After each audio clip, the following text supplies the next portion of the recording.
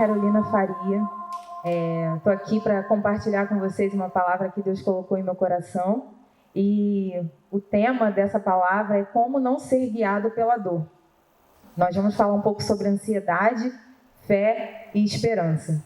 O texto que eu quero ler com vocês está lá em Filipenses 4, no versículo 6.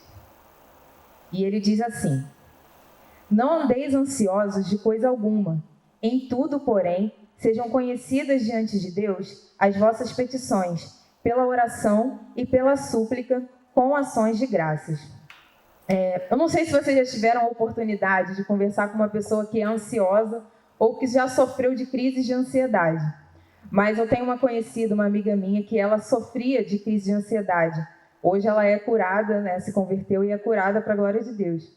Mas uma vez conversando com ela, ela compartilhou comigo um pouco sobre como são essas crises de ansiedade. E assim, é algo assustador, porque são coisas muito pequenas que vão se tornando algo tão grandioso que dentro do seu interior vai trazendo malefícios à nossa saúde. E ela compartilhou em um momento que ela estava trabalhando e ela sofreu uma dessas crises. E ela compartilhou comigo que ela sentia falta de ar, muita falta de ar, uma pressão, sabe, dentro do peito e algo que desnorteia a mente a ponto de você não querer mais estar ali naquele ambiente e querer se fugir. E a partir desse momento ela saiu desse emprego porque ela teve vergonha, não quis mais voltar e ela se afastou de tudo, até mesmo de servir na igreja, porque ela era uma pessoa nova convertida. E dentro do ministério ela começou a achar que estava sendo perseguida por causa dessas crises de ansiedade que ela tinha. E, enfim, é algo muito complicado, porque se a gente buscar a definição de ansiedade, a gente vê que é uma aflição realmente, uma agonia. E falando sobre um pouco de fé agora, a fé é completamente o oposto disso. Nós vemos lá em Hebreus 11:1 a definição de fé, e diz que fé é a certeza das coisas que se creem, mas não se veem, e se esperam. E se a gente parar para pensar, olhar literalmente o texto, você crer e esperar algo que você não está vendo é muito difícil. É algo que se você olhar, você pensa assim, nossa, mas isso vai se tornar uma ansiedade em algum momento.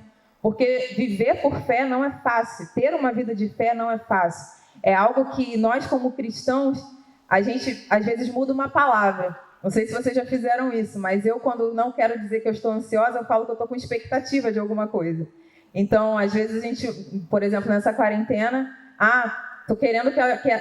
estou com expectativa de que essa quarentena acabe logo, mas na verdade é uma ansiedade. Só que a gente, né, não quer, como cristão, dizer que estamos ansiosos.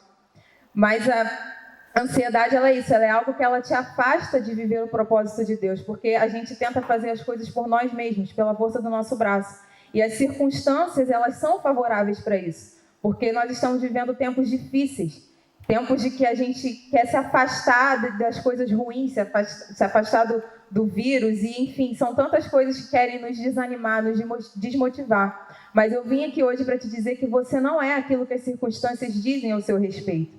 Você não é essa situação que você está vivendo nesse momento. Mas você pode olhar para mim e dizer, você não sabe o que eu estou vivendo, você não sabe como tem sido a minha quarentena, o que eu passei, o que eu vivi, mas eu venho aqui hoje para te dizer que a palavra de Deus, ela nos ensina passos para viver uma vida diferente. Ela ensina como nós vivermos uma vida de fé e de esperança em Cristo Jesus, para que nós possamos abandonar essa ansiedade. Não é que a Bíblia sabe que momentos de ansiedade viriam.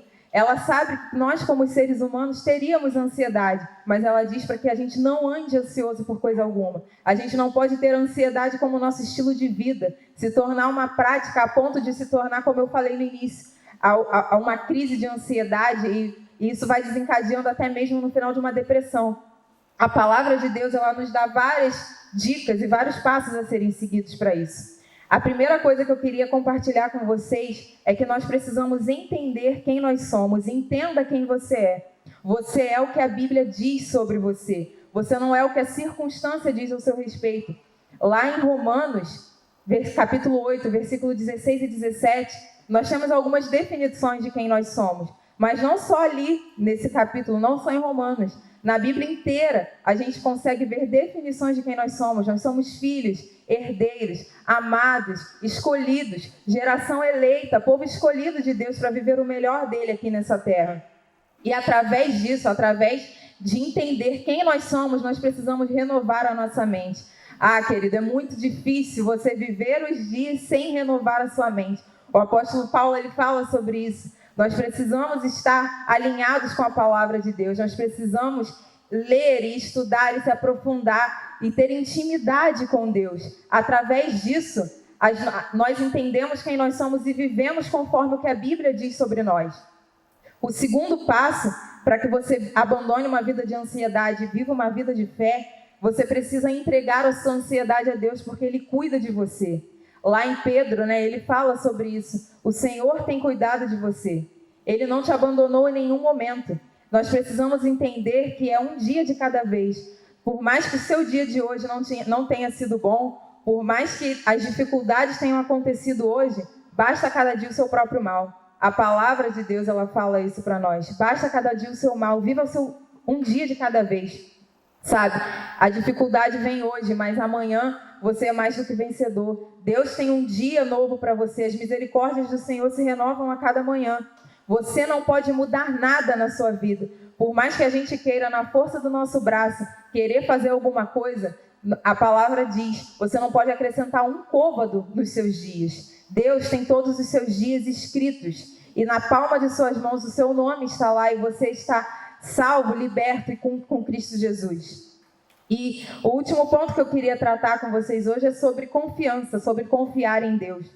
Em Salmos, o salmista fala: porque está abatido a minha alma? Espera em Deus, confia nele, porque Ele tem cuidado de todas as coisas. O Senhor é o Deus que renova as nossas forças. Ele faz que nós possamos correr e não nos cansar. Ele dá força ao cansado. Como Isaías fala no capítulo 40, versículo 28 ao 31, se eu não me engano. Ele fala sobre isso. Que nós seremos como que o Espírito do Senhor, Ele renovará as nossas forças e nos fará viver a vontade do Pai. Porque Ele nos conhece. Ele conhece o seu interior, Ele conhece cada uma das suas necessidades. Não adianta você tentar se esconder daquilo que é a ansiedade, daquilo que é o medo. Nós podemos ter, sim, nós só não podemos viver dessa forma, porque nós temos que viver como mais que vencedores, como filhos que somos de Deus.